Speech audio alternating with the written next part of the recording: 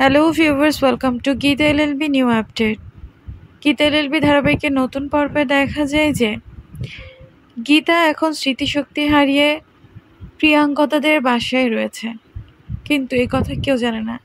গীতা যে বেঁচে আছে সে কথা কেউ জানে না মুখার্জি বাড়িতে। এদিকে প্রিয়াঙ্কদার একটা জমি জায়গার কেসে লয়ার দরকার, আর প্রিয়াঙ্কদা অগ্নিজিৎ মুখার্জিকে হায়ার করে। আর অগ্নিজিৎ মুখার্জি প্রিয়াঙ্কদার হয়ে কেস লড়তে কথা বলার জন্য প্রিয়াঙ্কদার বাড়িতে আসে। আর বাড়িতে এসেই দেখা হয়ে যায় গীতার সাথে। মুখোমুখি গীতা আর অগ্নিজিৎ মুখার্জি। অগ্নিজিৎ মুখার্জি গীতাকে খুব ভালোবাসতো, কিন্তু একটা পর্যায়ে গিয়ে তার ইগোর কাছে সব ভালোবাসা শেষ হয়ে গেল। এখন অগ্নিজিৎ মুখার্জি নিজের ইগো নিয়ে বসে আছে।